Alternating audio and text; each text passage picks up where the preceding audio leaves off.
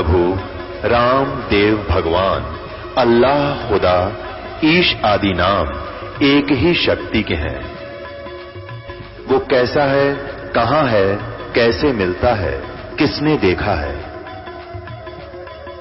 ये प्रश्नवाचक चिन्ह पूर्ण रूप से हटाने के लिए अवश्य सुनिए जगत गुरु तत्वदर्शी संत रामपाल जी महाराज के अमृत वचन, सर्व पवित्र धर्मों के पवित्र शास्त्रों के आधार पर। सत साहिब दर्शकों, जब मनुष्य अपने जीवन में सभी प्रकार की परंपरागत साधनाएं करता हो और फिर भी उसके लिए हर दरवाजा बंद हो जाए, और जब अपनों का सहारा भी साथ छोड़ दे और मेहनत की कमाई नशे में डूब जाए, तब इंसान को सबसे आसान रास्ता सिर्फ मौत का ही दिखता है। कुछ ऐसा ही हुआ था मध्य प्रदेश के रहने वाले राम रहीश रावत जी के साथ, जिनकी जिंदगी अंधकार में डूब चुकी थी।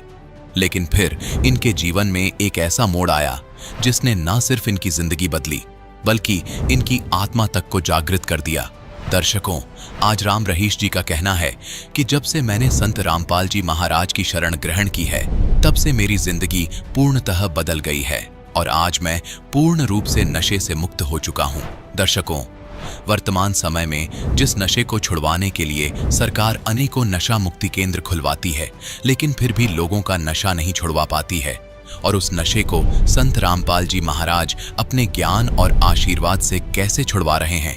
आखिर इसके पीछे की सच्चाई क्या है? आइए सुनते हैं राम रहीश रावत जी की कहानी, उन्हीं की जुबानी। सर नमस्कार। नमस्कार सर। सर क्या नाम है आपका? जी रामरेश रावत। सर कहाँ से आए आप? जी मैं जिला ग्वालियर, तहसील बतरवार से, मध्य प्रदेश। सर संत रामपाल जी महाराज से जुड़ने से पहले आप क्या भक्ति साधना करते थे?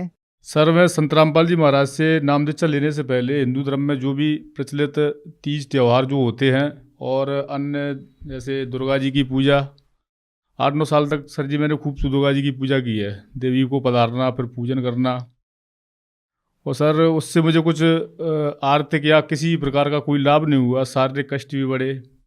सर आपने नव दुर्गा की पूजा लगभग 8-9 साल तक की है, अन्य देवी देवताओं की पूजा आप करते थे, और ये साधनाएं लगभग हर एक हिंदू धर्म के व्यक्ति करते हैं। तो सर ऐसा क्या कारण है कि इतने सारे लोग इन साधनाओं को करते हैं और आपने बताया कि इन साधनाओं को करने के बाद भी आपको कोई लाभ नहीं मिला? सर ये साधना जो संत रामपाल जी महाराज का प्रवचन सुने तो ये साधना जो हम लोग कर रहे हैं हिंदू धर्म में बिल्कुल शास्त्रों के विपरीत है। हमारे शास्त्रों में कहीं पर भी ये प्रमाण नहीं है कि हमें देवी को ऐसे पधारना है, ये साधना करनी है। ये बिल्कुल भी शास्त्रों के विपरीत साधना कर रहे थे हम लोग। इससे हमें न तो कोई आर्थिक लाभ, ना शारीरिक लाभ, बशर्ते उल्टा ये होता था कि हम देवी की साधना कर रहे हैं तो वहाँ पे क्या सीखा हमने, केवल गांजा पीना शुरू कर दिया, भांग खाना शुरू कर दिया। इन साधनाओं को करते करते आप नशा करने लग गए? जी सर जी, यही हुआ हमारे साथ। और इसको समाज में एक अच्छी मतलब स्तर का मानते थे। वहाँ पे आते थे पंडित लोग तो बोलते थे ये तो चलता है, इसमें फलाना ढकना, तो ये सब होता था सर। सर एक पंडित पूजाएं साधनाएं करवाता है, हवन यज्ञ करवाता है, उसके साथ साथ वो लोग नशा क्यों करते हैं? सर उनको क्या है, बस अपने धंधे से मतलब था कि आज ये लोग करेंगे तो कल हमको भी, उनको भी करना था, वो भी करते थे इस नशे को, और केवल अपनी आर्थिक आय के लिए वो हमसे ये सब करा देते। सर हम आपसे ये जानना चाहेंगे, आपको संत रामपाल जी महाराज के बारे में कैसे पता लगा? सर सबसे पहले मेरे पिताजी को सांस की बीमारी थी सर, तो उनको एक पास में ही गांव है, तो वहाँ पे घनश्याम बाबूजी करके वो थे, तो वो बरवाला आश्रम में संत रामपाल जी महाराज के पास गए थे। तो उनको क्या, पिताजी को सांस की बीमारी थी, तो उन्होंने आके बताया कि आप बरवाला आश्रम एक बार मेरे साथ चलिए, वहाँ पे संत रामपाल जी महाराज हैं जो इन सब रोगों को लगभग लगभग दूर कर देते, ऐसा सुना है। तो पिताजी पहले से ही धार्मिक प्रवृत्ति के थे, गाँव पे भी उनको लोग सब लोग भगत जी कह के ही बुलाते थे, मतलब पहले से ही धार्मिक प्रवृत्ति के थे। तो पिताजी ने कहा चलो भाई एक बार देख लेते हैं जाके, तो वो गए। तो पिताजी वहाँ पे सतलोक आश्रम बरवाला हिसार में गए, तो वहाँ से लौट के ऐसे गुरुजी ने आश्रम से संत रामपाल जी महाराज से नाम लिया पिताजी ने। उसके बाद लौट के आगे भगत जी, तो उनका सांस वगैरह की जो प्रॉब्लम थी तो धीरे धीरे वो कम होती मुझे दिखी। तो मेरी समझ से पहले ये थी कि पिताजी की तबीयत ख़राब होती थी तो मैं कहीं पर भी मतलब जाता था तो वापस मुझे शाम को घर आना था, क्योंकि पता नहीं कब तबीयत ख़राब हो जाए, उनके लिए दवा वगैरह लाना पड़ता था। तो उनकी तबीयत में भगत जी आराम मिला तो पिताजी पुस्तक लाए थे ज्ञान गंगा, तो उन्होंने क्या किया, उन्होंने डायरेक्टली मुझसे तो नहीं कहा कि बेटा इसको पढ़ लेना, उन्होंने मेरे ऐसे जहाँ पे मैं सोता था पलंग के डोर वगैरह पे, तो वहाँ पे रख दी। मैं क्या शरीर में पूरे बेकार थे, दारू पीना, पुड़िया, सिगरेट, मतलब जो कोई ऐसा बेकार नहीं है जो मुझ में नहीं था।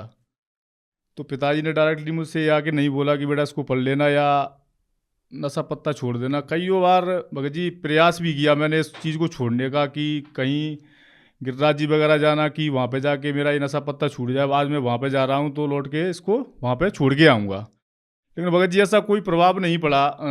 तो फिर उसके बाद जैसे पिताजी ने उस पुस्तक को मेरे वहाँ पर रख दिया तो मैंने उसको पढ़ा।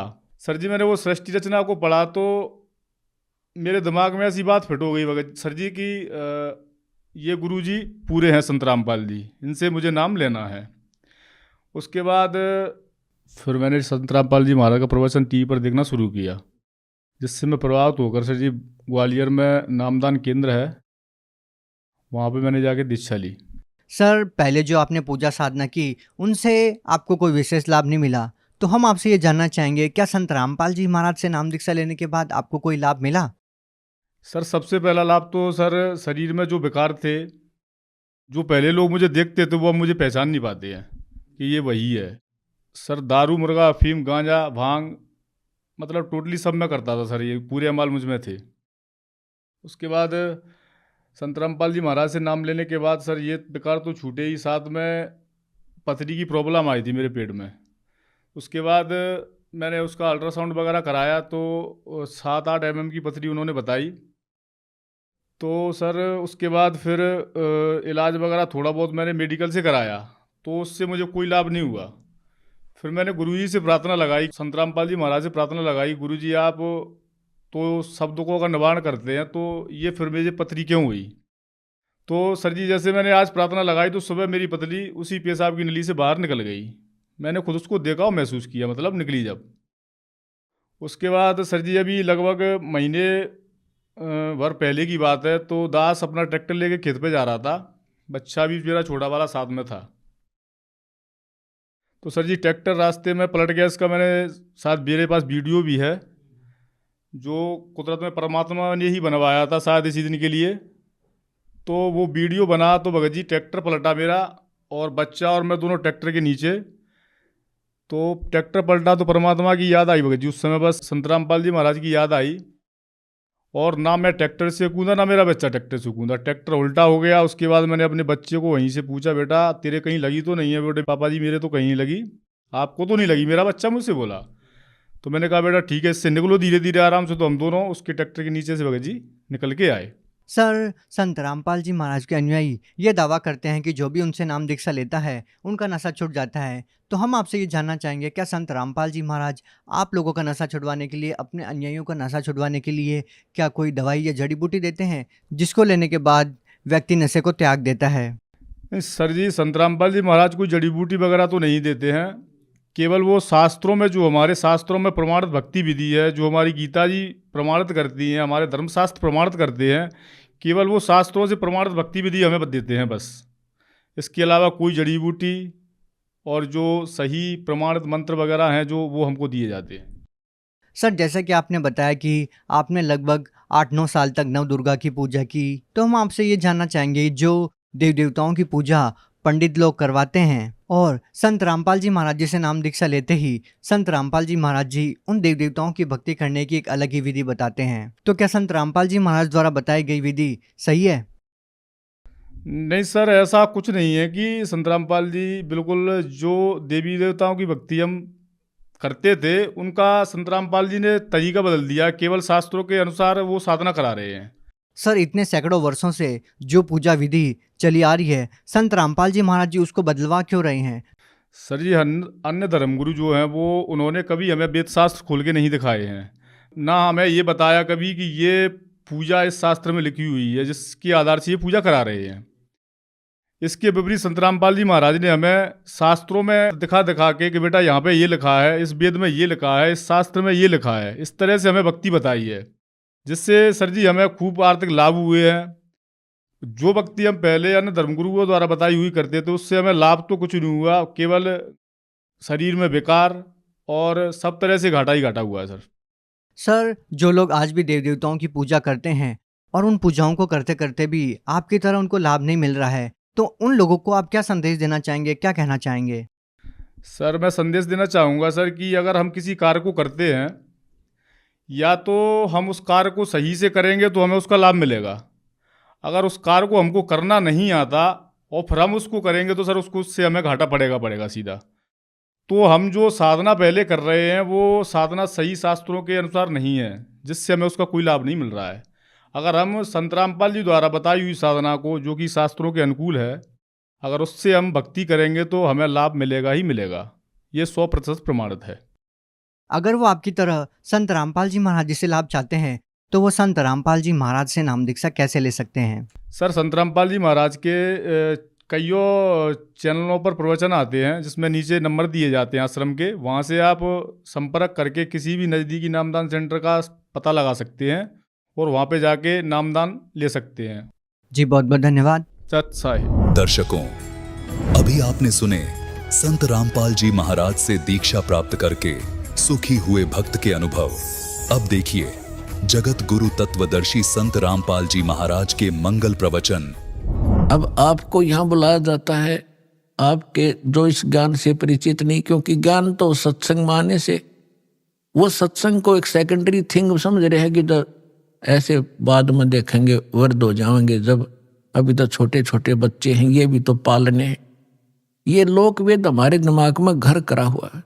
तो जो यहाँ नहीं आते उनकी सोच तो वही है।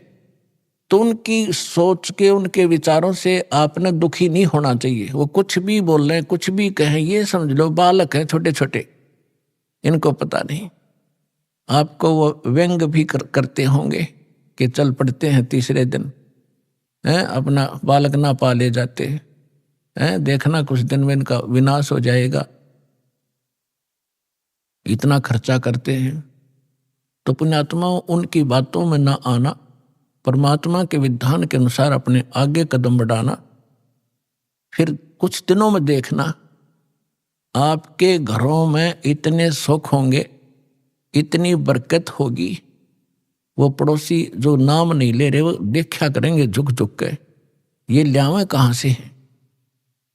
अब पीछे हमारे भक्तों के साथ भी ऐसा ही यहाँ हरियाणा में होने लगा।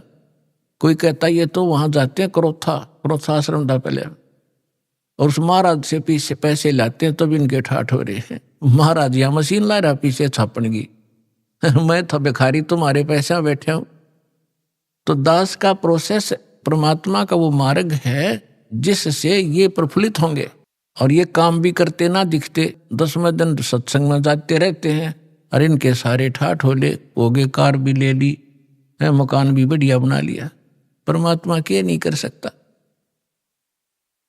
अपने आत्मा विचार करना, अपना भगवान इतने सुना था, देखा नहीं था, और भगवान के गुण आपने सुने थे, प्राप्त नहीं हुए थे।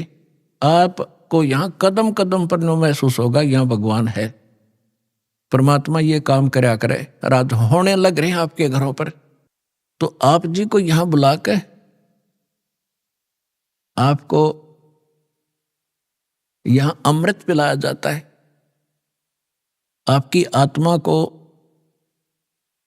स्वस्थ बनाया जाता है।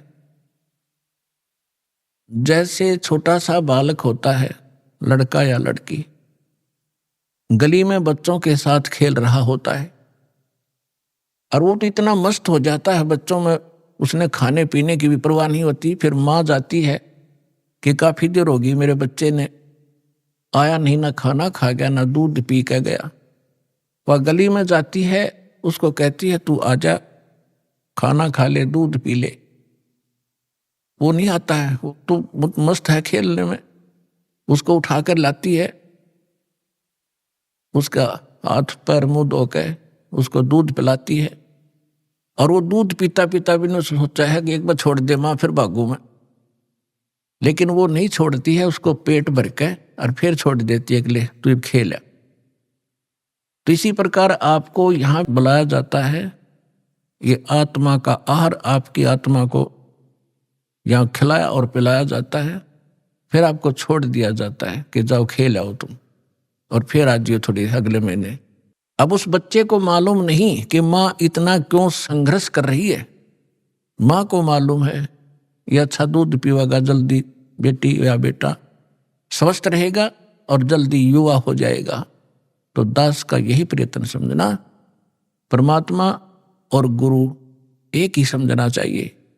और उनके अंदर ये गुण होते हैं, तुमेव माता च पिता तुमेव, तुमेव बंधु च सखा तुमेव, तुमेव विद्या च द्रविण तुमेव, तुमेव सर्व मम देव देव।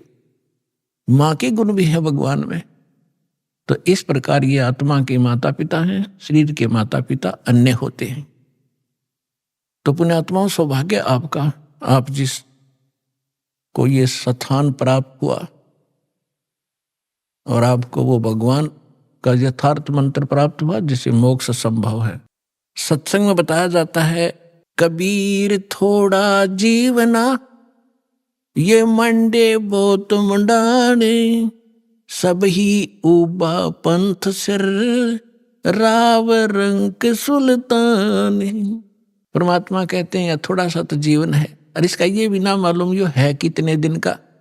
हम अप्रोक्सीमेटली जीते हैं ये सोच करके 80-90 वर्ष तक जीवन रहता ही रहता है। और ये कभी ध्यान में नहीं आती कि कोई 5 वर्ष का मर गया, कोई 10 वर्ष की मर गई बहन बेटी भाई, कोई 25 वर्ष के मर गए, कोई 50 वर्ष में मर जाते। तो ये फिक्स क्यों मान लिया आपने 80-90 वर्ष? तो ये तू बस एक दूसरे ने देख के अटकलबाजी से हम रह रहे हैं। इसके विषय में परमात्मा कहते हैं, अपने ऊपर उदाहरण देते हैं, साथी हमारे चले गए हम भी चलन हारे, कोई कागज में बाकी रह रही तात लगी है वार।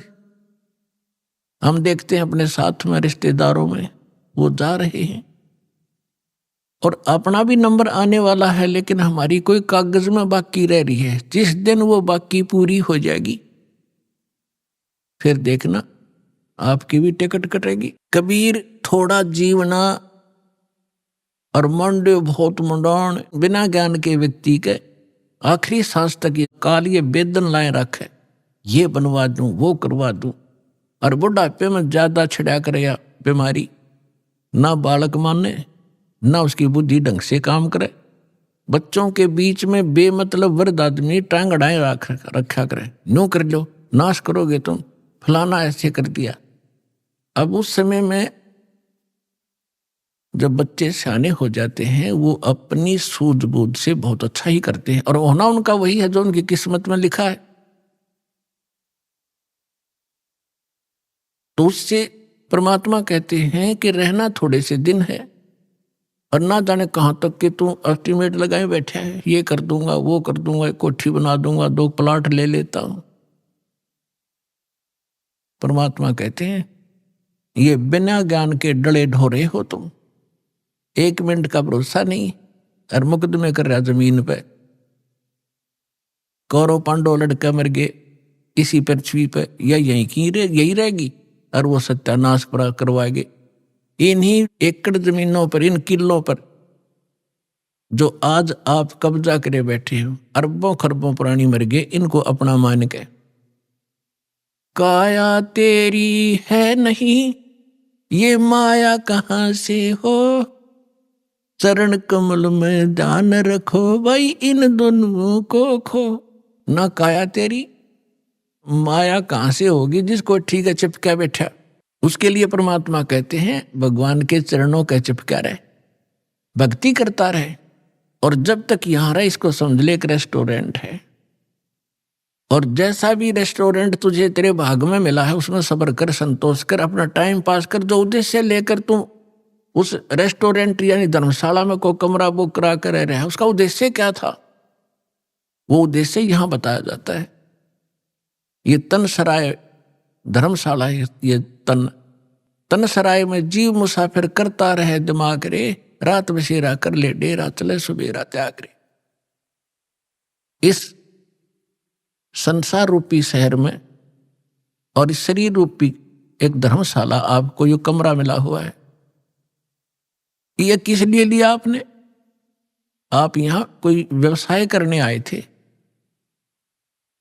राम नाम निज सार है, राम नाम निज मूल, राम नाम सौदा करो, राम नाम ना भूल। हम ये सौदा करने आए थे राम नाम का, और वो हम भूल गए इस सराय में और बकवाद करने लग गए। कोठी बना लूं, बंगला बना लूं, घुट्टी ला लूं, डीजे बजा लूं।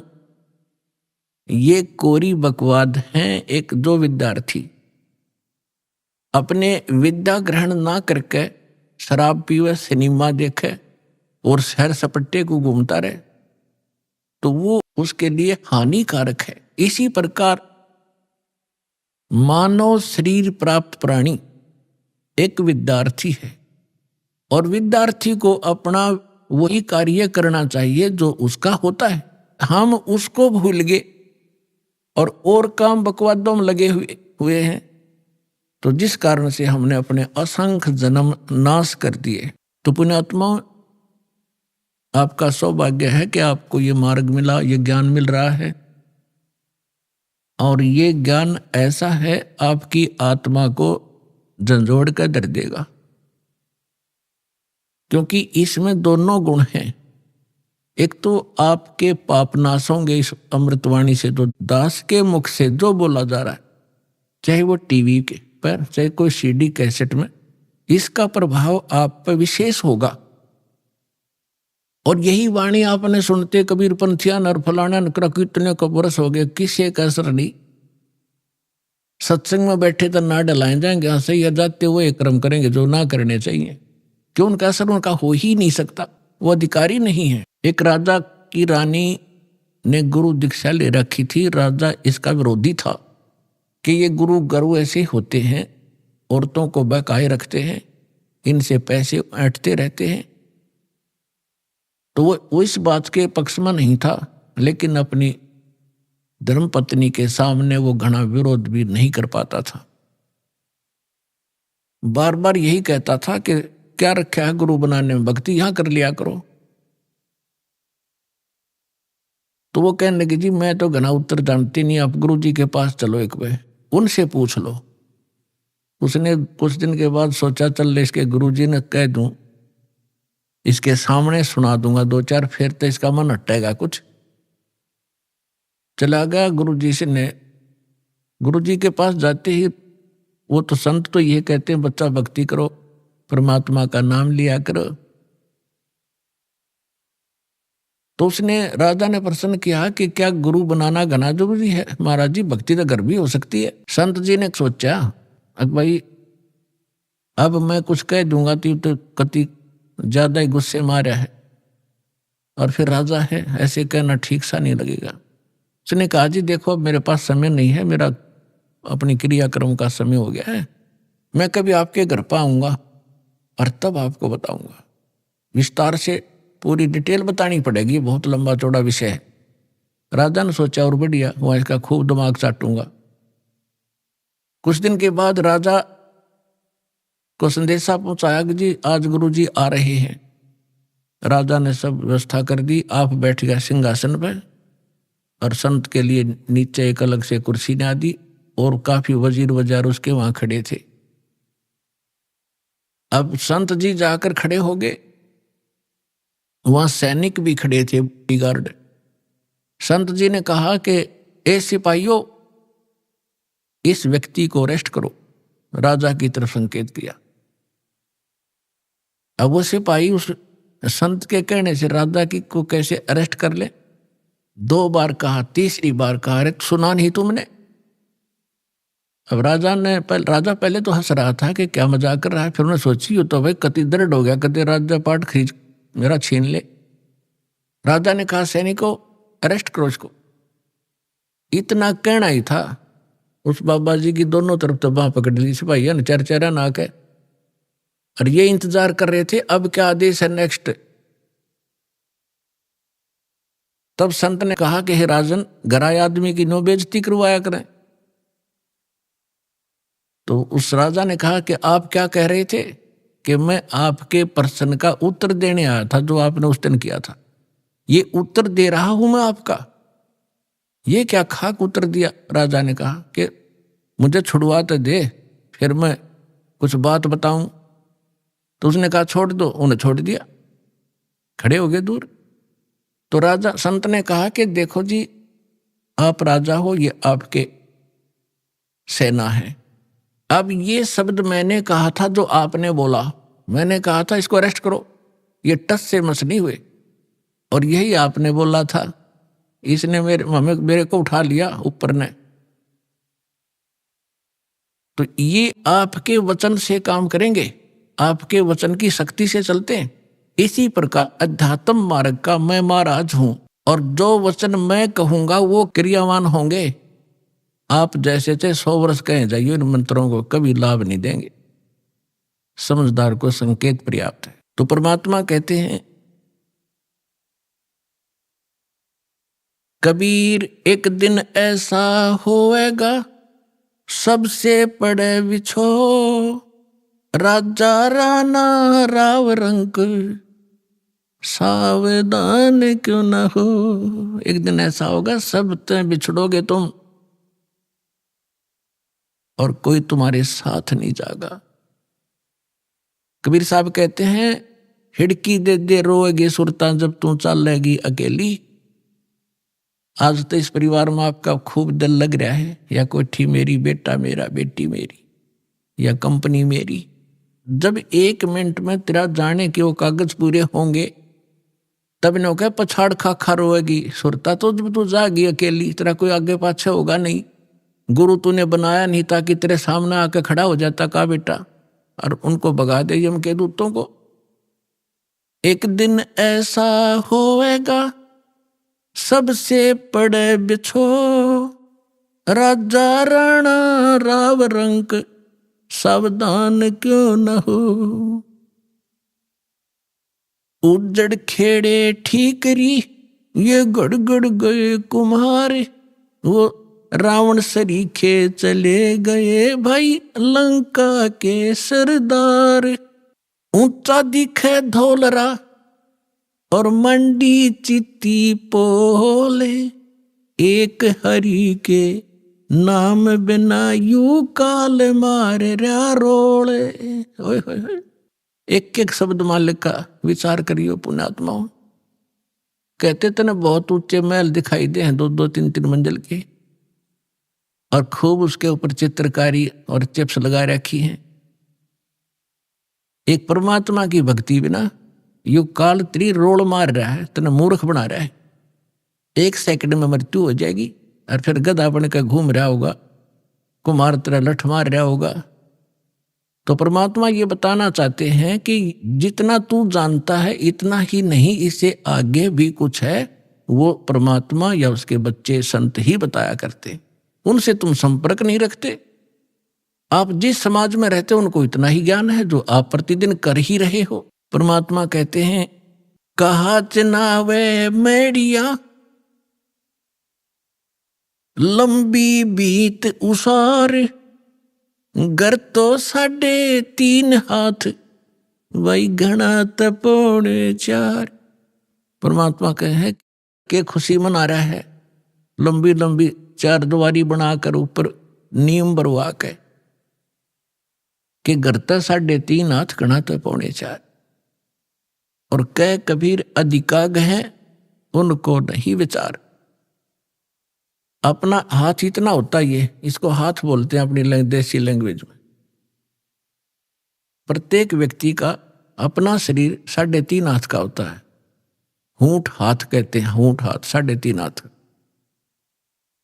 तो परमात्मा कहते हैं, आपने तो 6 कमरे की कोठी बना रखी है, एक कमरे में एक पलंग पे, एक कोण में वही सो सकता, कोई से में सो ले। तो कहने का भाव यह है परमात्मा का कि आप जी दूसरों को देखा देखी अपने कर्म ना बिगाड़ियो।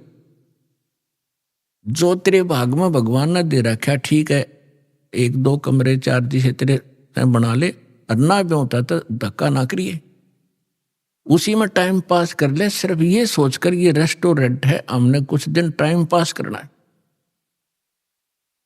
फिर हमारा दृष्टिकोण अपने परमात्मा पर आना चाहिए, कबीर भगवान पे। ये समर्थ थे, एक वर्ड में, एक शब्द में सारे ब्रह्मांड रख सकते हैं।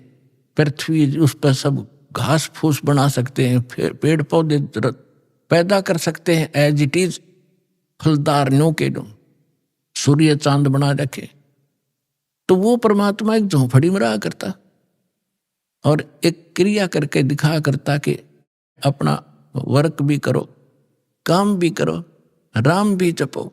इतना सच घना जरूरत नहीं है बकवादों की। यदि तुमने यहां भी सुखी रहना है और उस सुख में स्थान को प्राप्त करना है, तो फिर जब उस मालिक की तरफ देखकर आगे चलो, संसार की तरफ देखकर चलोगे, आप इस मार्ग पर बढ़ नहीं पाओगे।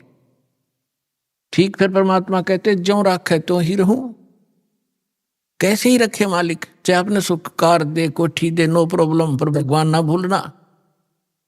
कहने का भाव मालिक का ये है, यानी कम से कम बता रहा है कि 3.5 हाथ और 3.25 का भी मकान हो तो भी संतोष करना, पर भगवान ना भूलना। अगर राम भूल गए और दूसरे की नकल के लिए किसी ने कोठी बनाई, मैं भी बनाऊं, तो बात बिगड़ेगी। भगवान कोई बालक नहीं, सब पता उसको कि इस बच्चे को जब तक खिलौना नहीं मिलेगा यो आगे नहीं चलेगा, तो वो भी खिलौने यहाँ वो देगा आपको। ऐसी बात नहीं, बालक नहीं है। अपने बच्चे को कोई रोता नहीं देख सकता, और समर्थ धनी पिता तक कदे ना देखे, तो आप धनी पिता की संतान होगे हुई उस कबीर भगवान की। आपको किसी चीज का अभाव नहीं रहने देगा, लेकिन भक्ति करनी पड़ेगी। अब यहाँ की सतिथि बताते हैं परमात्मा कि आपके स्थान पर रह रहे हो, साथी हमारे चले गए, हम भी चालन हारे, कोई कागज में बाकी रह रही, तात लगी है वारे। पतझड़ आवत देख कर बन रोवे मन माही, वो ऊंची टहनी पात थे, आज पीले हो जाए। पात जड़नता यूं कहे, सुन भई तरवर राय, अब के बिछुड़े नहीं मिले, न जाने कहाँ गिरेंगे जाए। तरवर कहता पात से, सुनो पात एक बात, यहाँ की यह रीति है, एक आवत एक जात। परमात्मा एक उदाहरण दे रहे हमारे लिए। क्या बता रहे हैं कि जैसे संसार रूपी वन में और एक परिवार रूपी पेड़ लगा हुआ है, पतझड़ आती है, जब उनका पत्ते झड़ने का समय आता है, उस समय परमात्मा कह रहे हैं कि पहले हरा भरा था वो वन, अब मन में रो रहा है कि कोई पत्ता नजर नहीं आ रहा, पीले होकर गिर रहे हैं। और फिर क्या बताते हैं, पतझड़ के अंदर पुराने पत्ते टूट टूट कर पीले होकर गिर जाते हैं।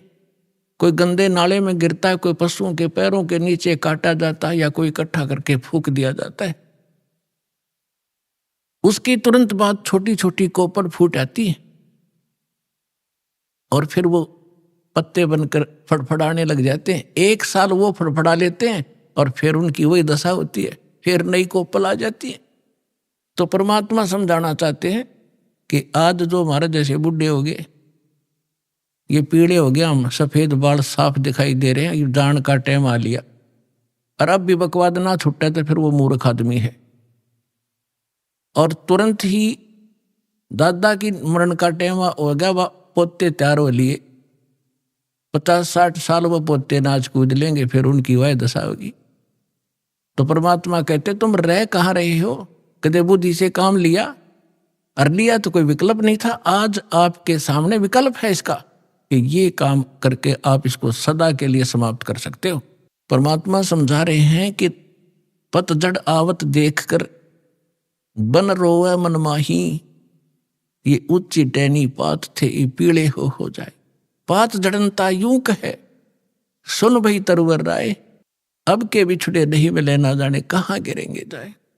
जैसे कोई व्यक्ति को पता लग जाता है कैंसर होगी, डॉक्टर ने बता दिया कि अब 10 दिन का मेहमान है, सभी रिश्तेदार इकट्ठे होने शुरू हो जाते हैं, कुल के लोग भी हाजिरी लगाना शुरू कर देते हैं।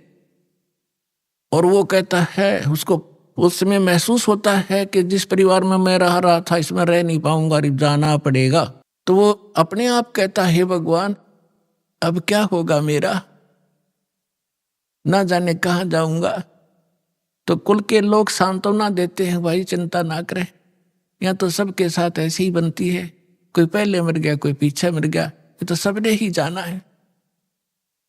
तो यहाँ की ये एक रीति है, और ऐसी सांत्वना हम देकर उसको संतोष देते हैं, और अपनी चिंता फिर नहीं रहती। हम सोचें इसको कुछ सांत्वना दें कि वो ठीक ठाक मर गया। तो यही उदाहरण दे रहे हैं परमात्मा के पात जड़नता यूं है। एक परिवार से निकल कर जाने वाला जो व्यक्ति मरने वाला कह रहा हो, सुन भाई तरवर राय, अब के बिछुड़े नहीं मिलेंगे तेरे तय, ना जाने कहाँ गिरेंगे जाए, ना जाने कुत्ते बनेंगे गधे बनेंगे, पता नहीं कहाँ दुर्गति होगी। अब तरवर कहता पात से सुनो पात एक बात, यहाँ की यह एक रिवाज है, परंपरा है, रीति है। एक आवे पोता आ गया, दादा की टिकट कट गई, एक आवे एक दात, यहाँ यह चिंता तो करा मत, ये तो होगा। अब इसका विकल्प बताते हैं परमात्मा। अगम निगम को खोज ले, बुद्धि विवेक विचार, उदय अस्त का राज मिले, तो बिन नाम बेगार।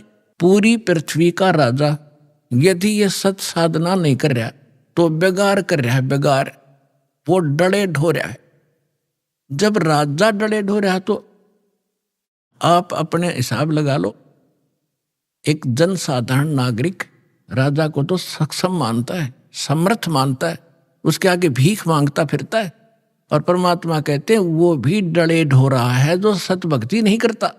अब बेगार की डेफिनेशन बताऊंगा आपने, क्योंकि आप तो नई दुनिया में जन्मे हो, हम उस पुरानी दुनिया में जन्म कर नई से भी संबंधित हैं, इसलिए हमने पिछले भी सारे फार्मूले याद हैं और वर्तमान के भी।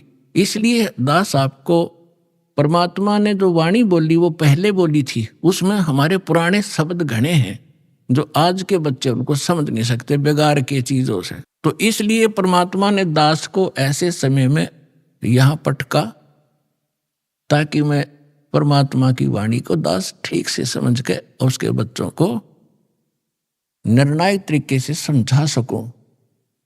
बेगार हम छोटे छोटे थे जब हमारे गांव में रोड बना ही बना था, 3 व्हीलर चला करते, बड़े पेट्रोल से चलते थे, लंबे लंबे 3 पहिया वाले सवारी के। उनमें से एक दिन आया नहीं, दूसरे साथी पूछ रहे थे कल कहाँ गया था, आया क्यों नहीं, क्या हो गया, कुशल तो है। उसने बताया कल मैं बेगार में फंस गया। फिर वो बेगार बता रहा था कैसे कि रात के 12 बजे पुलिस वाले आ गए और मुझे उठा ले गए 2 बजे सी सुबह कल, और ले गए मुझे थाने में। पेट्रोल अपने पल्ले से डलवाया मैंने, और वो बैठ के उसमें उन्होंने कई जगह रेड लगानी थी। पहले थाने वालों के पास व्हीकल नहीं होते थे, वो यूं ही किसी को पकड़ ले जाते थे और सारा दिन उसकी रेल बनाए रहते। वो कह रहा था कि सारा दिन लगभग 200 किलोमीटर तक मैं वैसे मेरा 3 व्हीलर घूमया, 200 रुपये का पेट्रोल अपने घर तक डाला, आप रोटी अपने पल्ले खाई, उनको और खिलाई जो पुलिस वाले साथ में थे, चाय पानी पीवे थे कितने। और अब उसको और तो ये सोच रहे थे कि भाई गणिया कमाई कर रहा होगा, यो तो आज तक भाग्या फिर है, दौड़ा फिर है इसका 3 व्हीलर, और वो करका था अपना घर तक खर्चा सारा, अनु दिखा था बड़ा जोर का पहिया चल रहा इसका। तो इसको बेगार कहते हैं कि आज मैं बेगार में फंस गया था। तो यहाँ जो भी राजा बना है, कोई डॉक्टर बना है, इंजीनियर बना है, कोई IAS IPS अधिकारी बने हैं, या कोई जज बने हैं, या कोई एडवोकेट बने हैं, या कोई सेठ बना है, या कोई मंत्री, मुख्यमंत्री, प्रधानमंत्री, राष्ट्रपति बने हैं, ये पिछले जन्म के पुण्यकर्मी प्राणी होते हैं। और इनकी पहले की बैटरी चार्ज होती है, पिछला पुण्य संग्रह धन इनके साथ होता है, वही लोग ऊपर को उभरते हैं। नहीं, एक परिवार में एक तो रिक्शा चला रहा है और एक व्यक्ति अच्छी दुकान कर रहा है, उसके रोज के 200-500 रुपये ग्रहण कर रहा है, 1000 रुपये। तो ये ऐसा डिफरेंस पिछले ही संस्कारों से होता है। आज कोई मुख्यमंत्री है, अब आम व्यक्ति ने तो ऐसा दिखा ही तो भाई खुदा बन गया, आगे पीछे लाल बत्ती चले हैं और सलूट मारे बड़े बड़े अधिकारी, और हमारे जैसे भिखारी उसका आगे हाथ जोड़े खड़े रहे।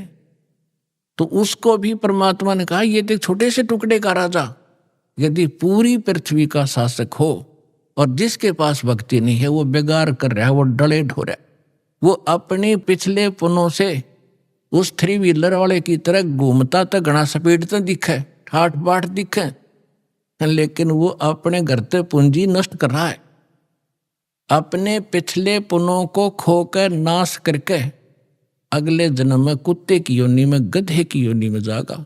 इसलिए परमात्मा कहते हैं अगम निगम को खोज ले, बुद्धि विवेक विचार, उदय अस्त का राज मिले, तो बिन नाम बेगार। पृथ्वीपति चकवे गए, जिनके चक्र चलंत, रावण सरीखे कौन गिने, ऐसे गए अनंत। बिन उपदेश अचंभ है, ये क्यों जीवत हैं प्राण, भक्ति बिना कहाँ ठोर है, ये नर नाही पाषाण। हे भगवान, इस आत्मा के ऊपर कितना जामा बैठ गया, कैसा हमारे अंदर इतना कठोरपन आ गया, इतनी जबरदस्त चोट मारी दाता ने। इसको जगाने के लिए तू कहाँ बैठा है, तू कर क्या रहा, तेने करना क्या चाहिए था, और जिस सुख को तू यहाँ खोज रहा है वो भी ना मिलता तेरे को, क्योंकि वो आपको केवल संस्कार ही प्राप्त होगा। चाहे कितने कुबद कमा ले, कितनी चोरी कर ले, और कितना रिश्वत ले ले, कितनी मिलावट कर ले, कितने डाके मार ले, आपके भाग में उतना ही रहेगा, ज्यादा नहीं रह सकता। कल आपने चोरी करके 2 लाख कमा लिया, अगर कोई ऐसी समस्या पैदा हो जाएगी 4 लाख में पंडा छूटेगा, और पैसा रहा नहीं, वो कर्म बिगाड़े थे वो जो के तू 63 पर धरे रह जाएंगे, वो तेने भोगने पड़ेंगे। तो परमात्मा कहते हैं कि बिन उपदेश, देखो उपदेश माने गुरु के शिक्षा और दीक्षा, दोनों उपदेश में आ जाते हैं। जो बिन उपदेश आश्चर्य है, अचंभ है, ये क्यों जीवत है जीव प्राण, और भक्ति बिना काठोर है, ये नर नहीं, मनुष्य नहीं है, ये तो पत्थर है। इतना विवेक नहीं रखते ये लोग। नर नाही ये पाषाण, जिनका इतना ज्ञान और ऐसी भगवान की वाणी का असर नहीं हो रहा, कहते मानुष नहीं है फिर ये तो पत्थर जैसे हृदय के इंसान हो गए। पाप कर्मों का ज्यादा प्रभाव है। और फिर जैसे आपको अभी आपने सुना कि मिलना भाग्य ही है, भाग से अधिक हो नहीं सकता, और जो आपने 2 नंबर के काम करे वो कर्म और बिगाड़ लिए, वो पाप आपके साथ रहेंगे, धन नहीं रहेगा।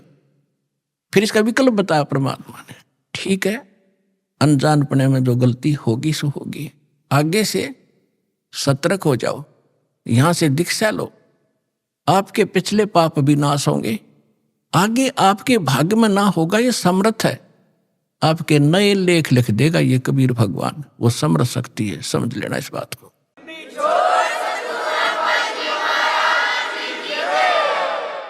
बिन उपदेश अचंभ है, क्यों जीवत है प्राण, भक्ति बिना काठोर है, ये नर नाही पाषाण। आगे गए ना बावड़े, रहते भी सब जा, बिन साहेब की बंदगी, कहीं ठोर ठिकाना ना। होय होय पुण्यात्माओं, कलेजा फटफटा होगा आपका एक दिन, जब आपका पाप कर्मों का बुखार उतर जाएगा, आत्मा निर्मल हो जाएगी, आंखों से आंसू नहीं सूख्या करेंगे जब ये वाणी सुना करोगे। अब क्या बताते हैं परमात्मा कि जो हमारे दादे परदादे पहले चले गए, उन्होंने तो आके बताया नहीं उनकी के दुर्दशा हुई, और शेष भी जा रहे हैं। अब भगवान आके बताते हैं स्वयं, और फिर उस जिन संतों से वो मिलते हैं वो संत बताते हैं। तो क्या बताते हैं कि पहले चले गए वो तो वापस नहीं आपको बताने आए, और रहते भी सब जा रहे हैं। और बिन साहेब की बंदगी, बिना भगवान की भक्ति कितने ठोर ठिकाना। अब यहां समस्या और आती है, भगवान कौन है, साहेब कौन है। अब ये दास ने आपको बहुत बार बता रखा है, इसको बार बार रिवाइज ना करूं, क्योंकि देखो एक तहसीलदार भी साहब है, मालिक है, स्वामी है। एक कमिश्नर, डिप्टी कमिश्नर भी, डीसी भी स्वामी है, डीएम बोल रहे कई जगह उसको। और मंत्री भी, पर मुख्यमंत्री भी साहब हैं, प्रधानमंत्री भी साहब है, राष्ट्रपति भी साहब। तो यहां कौन से साहब की तरफ संकेत किया गरीबदास जी ने, उनका कौन साहब था। अनंत कोट ब्रह्मांड का एक रुति नहीं भार, सतगुरु पुरुष कबीर हैं ये कुल के सिरजनहार। हम सुल्तानी नानक तारे दादू को उपदेश दिया, जात जुलाहा वेद न पाया वो काशी में कबीर हुआ। यानी ये भगवान भी बता दिया है वो साहेब कौन सा जिसकी भक्ति करनी चाहिए।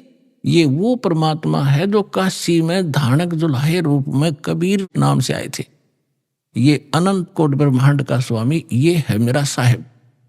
तो यहां कहते हैं अग गए ना बावड़े, रहते भी सब जा, और बिन साहेब की बंदगी कहीं ठोर ठिकाना ना। जैसे आज यहां प्रधानमंत्री बन गया, भक्ति की नहीं तो राजा का नेक्स्ट जीवन गधे से शुरू होता है। ये विधान बता रखा है भगवान। अब गधे का जीवन जब पूरा होगा वहां मृत्यु, फिर कहेंगे चलो कहा कोई पुण्य बना है तो स्वर्ग में जाओगे। स्वर्ग का समय निर्धारित है आपके पुण्यों के आधार से। आपकी पूंजी जब समाप्त हो जाएगी फिर चलो नरक में, पाप वहां भोगने पड़ेंगे। जब तक हम कबीर साहब की शरण में नहीं आते, इस दास से उपदेश लेकर इस सतभक्ति आप नहीं करोगे, तो आपको केवल वर्क डन मिलेगा। जैसा कर्म किया वैसा ही भगवान आपका, थारा भगवान उतना ही फल देता रहता है। जिसको तुम भगवान मानते थे वो केवल इतना ही काम कर सकते हैं, जैसा कर्म वैसा ही फल। और ये परमात्मा आपके पाप नाश करेगा, ना भाग्य में होगा, और आपको आवश्यकता होगी नो नहीं बेमतलब डिमांड करोगे वो नहीं मिलेगा। एक विद्यार्थी जो आवश्यक वस्तु मांगता है, पिता माता वही देते हैं, और वो मांगा मैंने बंदूक ला दे कि पागल है पिताजी, विद्यार्थी को गन ला के देगा तो ऐसी डिमांड करोगे फिर नहीं मिलेगी आपको। हाँ, जो आवश्यक होगी, समर्थ पिता सब कुछ देगा अपने बच्चे को, हर पल पल पर सारी सुविधा देता है, तो आप समर्थ की शरण में आ गए हो। अब फिर उसके बाद जब आप नरक में जाओगे, फिर नरक से कहेंगे चलो समय पूरा होगा, कुत्ता बनो, कुत्ते का समय पूरा हुआ, चलो आगे नेक्स्ट जीवन। और फिर कभी मनुष्य बन गए भूल भटक कर, फिर यही क्रियाएं, फिर मृत्यु, फिर चलो। तो कहते हैं आगे गए ना बावड़े, ये रहते भी सब जा, और बिन साहेब की बंदगी कहीं ठोर ठिकाना ना। और इस परमात्मा की भक्ति ना करने से क्या कहते हैं, संसा शोक सराय में सुतक दिन राती, जीवत जग में जूते पड़े फिर जम तोड़े छाती। कि सब किसी ने देख ले, किसी का ज्ञान कंप्लीट नहीं, सब शंका के अंदर है, सबको संशय बना हुआ है, सबको ये चिंताएं सता रही है। कहते संसा शोक सराय में, इस मनुष्य रूपी सरा में ये तुम्हारे अंदर भर रखी काल ने। और सुतक दिन राती, सुतक एक टेंशन खत्म हो दूसरी तैयार, वाह कितना तो सेट हो इतने तीसरी तैयार। कहते सुतक सी हो रहे तुम्हारे इस दिमाग में। अभी आपने सुने संत रामपाल जी महाराज के मंगल प्रवचन। आइए अब सुनते हैं संत रामपाल जी महाराज से नाम दीक्षा लेकर सतभक्ति करके अद्भुत लाभ प्राप्त करने वाले अनुयायी के विचार। दर्शकों, क्या हो यदि मनुष्य बचपन से लेकर बुढ़ापे तक परंपरागत भक्ति साधना करता रहे और फिर भी उसके जीवन में दुख और बीमारियां खत्म होने का नाम न ले, तो उसका नशे की चपेट में जाना लाजमी हो जाता है। दर्शकों, ऐसी ही कहानी थी छत्तीसगढ़ के रहने वाले सुमरन सिंह जी की। सुमरन सिंह जी ने बचपन से ही हिंदू धर्म में सुखदायक मानी जाने वाली हर भक्ति साधना को किया, लेकिन अफसोस इन्हें कहीं से भी सुख नहीं मिला और हार कर यह नशे जैसी बुरी आदतों का शिकार हो गए। लेकिन दर्शकों, आज सुमरन जी का कहना है कि जब से मुझे संत रामपाल जी महाराज की शरण मिली है और मैंने संत रामपाल जी महाराज द्वारा बताई गई भक्ति अपनाई है, तब से मुझे एक नया जीवन मिला है। मेरी नशे जैसी बुरी आदत छूट गई और मेरे व मेरे परिवार के जीवन में सुख और शांति आ गई।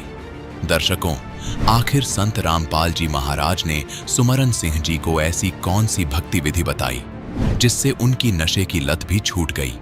आइए जानते हैं इसके पीछे की सच्चाई क्या है। सुनते हैं सुमरन सिंह जी की कहानी उन्हीं की जुबानी।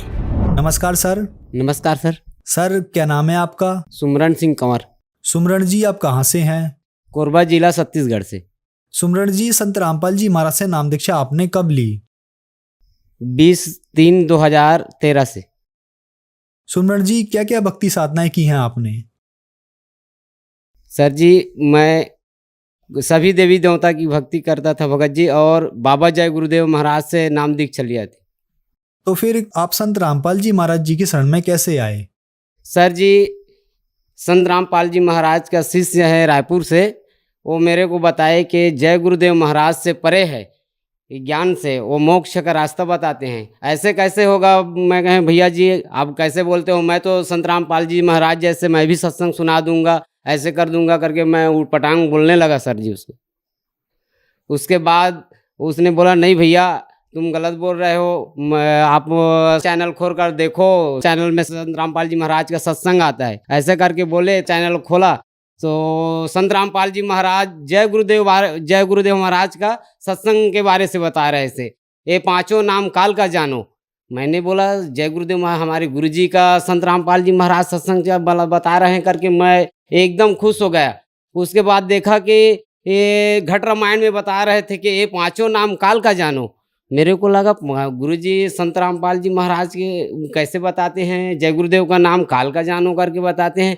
ऐसे करके मैं देखा तो मैं उठ कर रेंग दिया वहाँ से। मैं नहीं देखा गुरुजी के बारे से गलत गलत बोल रहा है करके।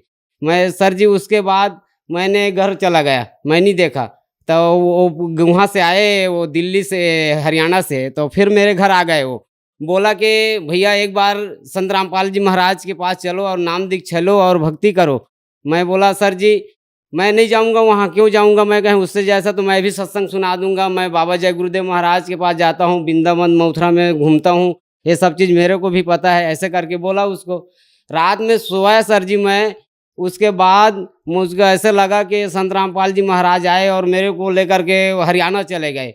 मेरे को लगा बहुत तकलीफ लगा कि वहाँ देखा मैं संत रामपाल जी महाराज को। वहाँ सब भक्त लोग वहाँ बैठे थे, अच्छा से सत्संग सुना रहे थे। मैं देखा, फिर सुबह उठा, फिर मैंने वो भाई को बोला कि भाई मेरे को तो संत रामपाल जी महाराज के पास ले चलो। बोला ठीक है चले जाएंगे, सत्संग का समय आने दो, 15 दिन के बाद सत्संग आएगा उसमें जाएंगे। फिर सर जी मैं उसके पास चला गया, मैं सतलोक आश्रम बरवाला वहाँ गया सर जी। मैं देखा वहाँ तो नाना प्रकार के, मेरे को लगा कि अरे मैं बीड़ी रख कर गया था, बीड़ी सिगरेट पीता था, मेरे बीड़ी को निकाल कर फेंक दिए। मेरे को बहुत गुस्सा लगा कि बीड़ी को क्यों फेंक दिया करके। तो वहाँ निकाल कर सब चीज़ को फेंक दिए, बीड़ी को निकाल के फेंक के फिर वहाँ गए तो वो मेरा भाई था लेकर गया था वो, उसके पास मैं गया सर जी। तो बाथरूम गया तो मैं बाथरूम को गिनने लग गया। अरे इससे इतना अच्छा बाथरूम मथुरा में हम जाते थे जय गुरुदेव महाराज के पास, न तो बाथरूम रहता था, न नहाने का जगह था, न खाने पीने का जगह था। यहाँ तो बाथरूम मैं गिनने लग गया। ऐसे करके जाते जाते नहाने का, लेटरिन बाथरूम का सबको गिनने लग गए सर जी। उसके बाद हाथ मुंह धोकर गए, नाम दीक्षा के जगह गए, वहाँ नाम दीक्षा हम लोग लिए सर जी सतगुरु रामपाल जी महाराज से। संत रामपाल जी महाराज से नाम दीक्षा लेने के बाद क्या आपको लाभ भी मिले? सर जी बहुत लाभ हुआ मेरे को। पहले मेरे एक कोंथा में बहुत बड़ा बीमारी होता था, इतना बड़ा यहाँ निकल जाता था। उस बीमारी होते ही मैं न चल सकता था, न लेट सकता था। इतना दर्द होता था कि मैं कोई हथौड़ी पाऊँ तो उसमें मार कर तोड़ कर फेंक दूँ, इतना दर्द होता था सर जी कि मेरे को बहुत तकलीफ होता था। मैं कहीं नहीं जा सकता था, बहुत परेशानी में था। डॉक्टर को दिखाया, एक डीके हॉस्पिटल है कोरबा जिला में, उसको दिखाया तो बोला कि ऑपरेशन करना पड़ेगा। फिर मैंने बोला सर जी कि मैं ऑपरेशन नहीं करवाऊंगा, मेरे पास तो कुछ पैसा नहीं था, मैं तो धान बेच कर गया था, मैं सतलोक आश्रम बरवाला, मेरे पास कुछ धान था, उसको बेच कर मैं सतलोक आश्रम बरवाला गया था, तो मैं नहीं करवाऊंगा गया। फिर मैंने सुना था टीवी में कि संत रामपाल जी महाराज के शिष्य लोग बताते थे कि बहुत लाभ मिलते थे, कि वो बीमारी, बड़े बड़े बीमारी, कैंसर से टीबी सब बीमारी ख़त्म हो जाते हैं करके। फिर मैंने हाथ जोड़ के प्रार्थना किया कि आज मैं जाऊंगा अगले तरफ, तो मैं गुरुजी से बात करूंगा कि गुरुजी मेरा भी बीमारी छुड़ा दो करके। फिर हम लोग 15 महीना दिन बाद फिर गए गुरुजी के सत्संग सुनने। फिर वहाँ गए सर जी, तो गुरुजी आए, दर्शनार्थ में लाइन लगे थे। गुरुजी बोला मेरे को, बेटा तू क्या बोलना चाहते तू बोलो।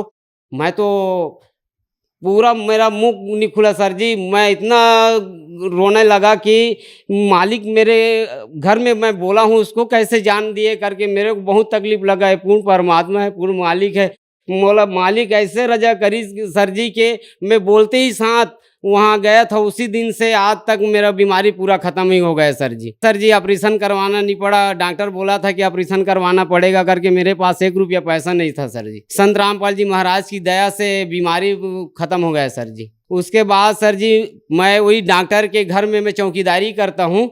वहाँ बहुत बड़ा मेरे हाल में एक बैटरी था, लाइट गोल होता था, वो इन्वर्टर वाला था।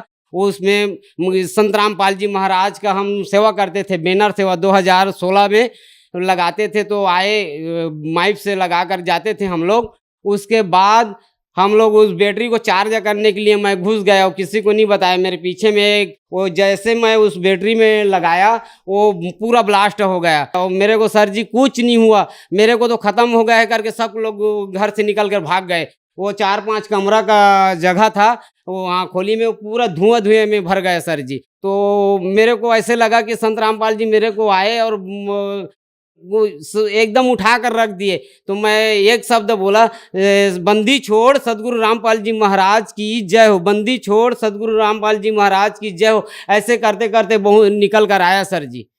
मालिक की दया बहुत अच्छा हुई सर जी कि मेरे को कुछ नहीं हुआ, मेरे को कोई जगह चोट नहीं आया। बहुत बड़ा बैटरी है और मेरे ये पेटे में ब्लास्ट हुआ सर जी। उसके बाद सर जी हमारे घर में स्विमिंग पूल है, स्विमिंग पूल में डॉक्टर साहब बोले कि स्विमिंग पूल को धो करके भर दो करके बोले, तो मैं ठीक है सर जी कहें बोल दिया। सर जी उस स्विमिंग पूल को धोते धोते ऐसे वार लगा था, उसमें जाली लगा था स्विमिंग पूल का पानी बाहर जाने का, उसमें करंट लग गया था। ऐसे करके पाँव रखा सर जी, उसमें इतना धुआं उड़ा कि मेरा बोलती बंद हो गया, ऐसे हिलने लगा सर जी। बहुत ज़्यादा झटका लाइट में सदगुरु रामपाल जी महाराज आए, संत रामपाल जी महाराज, और मेरे को उठाकर दूसरे जगह में रख दिए सर जी।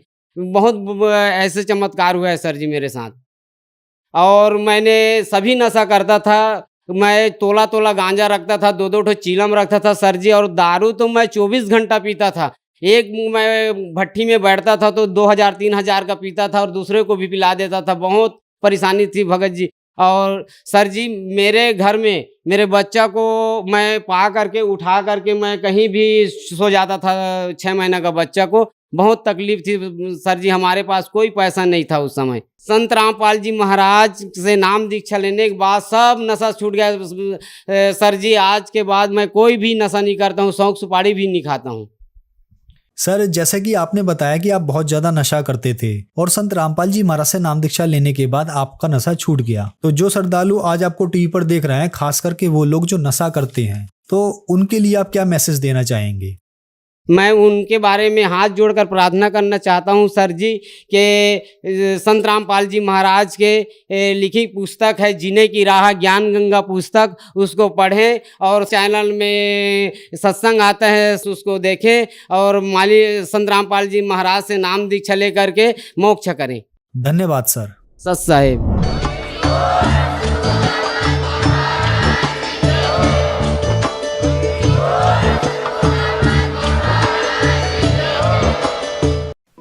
आप सुन रहे थे जगत गुरु तत्वदर्शी संत रामपाल जी महाराज के मंगल प्रवचन। अधिक जानकारी के लिए संपर्क करें।